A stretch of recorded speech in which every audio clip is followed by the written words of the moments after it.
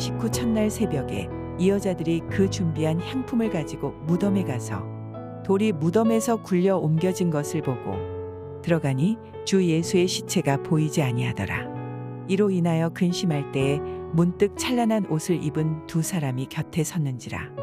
여자들이 두려워 얼굴을 땅에 대니 두 사람이 이르되 어찌하여 살아있는 자를 죽은 자 가운데서 찾느냐. 여기 계시지 않고 살아나셨느니라. 갈릴리에 계실 때에 너희에게 어떻게 말씀하셨는지를 기억하라. 이르시기를 인자가 죄인의 손에 넘겨져 십자가에 못 박히고 제3일에 다시 살아나야 하리라 하셨느니라 한데 그들이 예수의 말씀을 기억하고 무덤에서 돌아가 이 모든 것을 11사도와 다른 모든 이에게 알리니 이 여자들은 막달라 마리아와 요한나와 야고보의 모친 마리아라. 또 그들과 함께한 다른 여자들도 이것을 사도들에게 알리니라. 사도들은 그들의 말이 허탄한 듯이 들려 믿지 아니하나 베드로는 일어나 무덤에 달려가서 구부려 들여다보니 세마포만 보이는지라 그된 일을 놀랍게 여기며 집으로 돌아가니라. 3월 28일 월요일 새벽 말씀 큐티를 시작하도록 하겠습니다. 예수님의 부활은 단순히 죽은 사람이 살아나는 사건이 아닙니다. 예수님의 부활은 인류에게 있어서는 극복할 수 없었던 죄의 결과로서 마땅히 받아들여야만 했을 심판, 즉 죽음으로부터 해방을 의미합니다.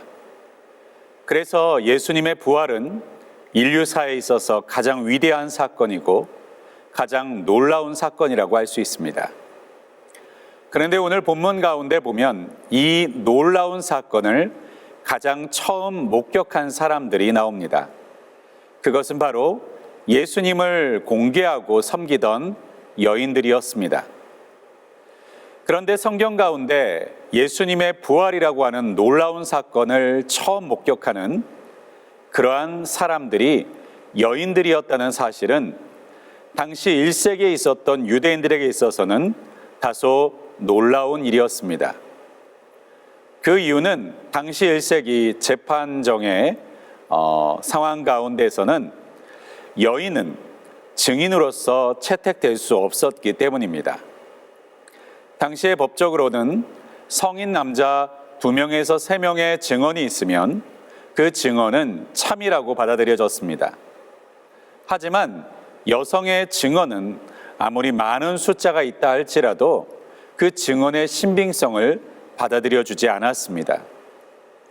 만약 유대인들 가운데 있었던 대제사장들과 서기관들이 말했던 것처럼 예수님의 부활이 거짓이고 예수님의 제자들이 예수님의 시신을 훔쳐낸 뒤에 부활했다고 거짓말을 했던 것이라면 예수님의 제자들은 예수님의 부활의 첫 목격자들로 여인들이 아니라 자신들이 목격했다라고 말했어야만 했습니다. 그러기에 여인들이 첫 번째 목격자가 되었다는 사실은 예수님이 부활하셨다는 그 사실이 참이라는 것을 아이러니하게도 증명해주는 증거가 될 수 있었던 것이죠. 물론 지금은 여성의 증언이라고 해서 그것이 증언으로 받아들여지지 않는 경우는 없습니다. 우리가 지금 시대에 돌아보았을 때 이 여인들이 보고 목격했던 것은 분명히 참이었음에 틀림이 없습니다. 무엇보다도 예수님께서는 예수님의 그 부활을 바로 그 여인들 앞에서 처음으로 목격하게 하셨다는 것이 성경에서 우리에게 보여주시는 놀라운 일이 아닐 수 없습니다. 특별히 이 여인들은 믿음을 갖고 예수님께 나아간 것은 아니었습니다. 예수님이 이미 돌아가셨고 그 시신을 향품으로 다시 한번 씻기 위해서 나아가던 길이었습니다. 도무지 부활에 대해서 기대하지 않고 있었던 그 여인들에게 하나님께서는 놀라운 부활의 사건을 경험케 해 주셨던 것입니다. 오늘 이 자리에 있는 이 말씀을 듣고 있는 여러분 가운데도 하나님께서 다시 살아나셨던 이 놀라운 사건과 축복된 구원이 우리의 삶 속에서 경험되고 나타내고 체험되기를 주님의 이름으로 간절히 축원드립니다. 또 한 가지, 오늘 본문에서는 한 가지 공통점이 있습니다. 그것은 무덤 가운데서 예수를 찾는 자들이 있는데 그 무덤에서 도무지 예수를 찾을 수 없는 모습들입니다. 여인들도 무덤가에서 예수님을 찾고 있었지만 예수님을 만날 수 없었습니다.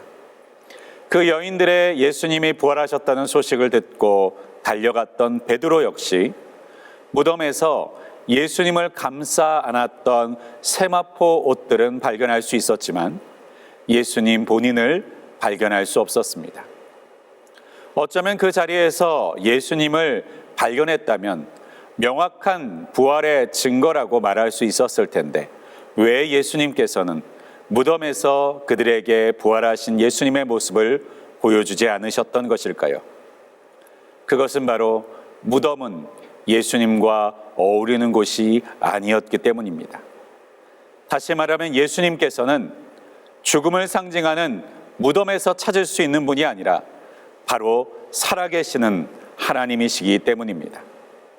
그래서 예수님은 살아있는 자들 가운데서 찾을 수 있었고 살아서 예수님을 기대하고 예수님의 사명을 받을 자들 곁에서 예수님을 찾을 수 있었습니다.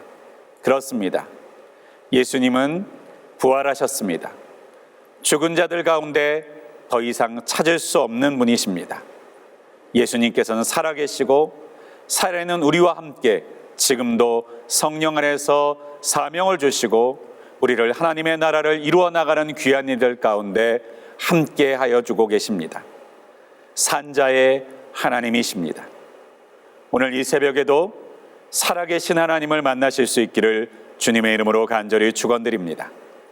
세상의 많은 위인들도 모두 무덤에 있습니다. 세상에 아무리 위대한 일들을 이루었던 사람들도 모두 무덤에 있습니다. 그러나 예수님께서는 다시 살아나셨고 지금도 살아계시는 예수님께서 우리에게 함께 하시고 놀라운 하나님의 역사와 하나님의 사역들을 우리에게 명령하시고 함께하고 계신다는 사실을 꼭 믿으실 수 있기를 주님의 이름으로 축복합니다. 기도하겠습니다. 전능하시고 분명히 살아계신 하나님, 우리 주님께서는 사모하는 이들에게 예수 그리스도를 참으로 찾고 구하는 자들에게 만나주시는 하나님이신 줄을 믿습니다. 오늘도 우리가 죽음을 상징하는 무덤가에서 주를 찾는 자가 아니라 살아나신 예수 그리스도를 찾는 자가 되게 하여 주시고 살아나신 예수 그리스도를 만나는 자가 되게 하여 주시고 살아서 지금도 역사하시는 예수 그리스도를 통하여서 이 땅 가운데서 주님의 힘과 능력을 힘입어 승리하는 자가 될 수 있도록 인도하여 주시옵소서. 오늘도 살아계신 주님을 의지하고 살아계신 하나님께 기도하고 간구하는 믿음의 사람으로 살게 하여 주시옵소서. 이 모든 말씀 우리 주 예수 그리스도의 이름으로 간절히 기도하였습니다. 아멘.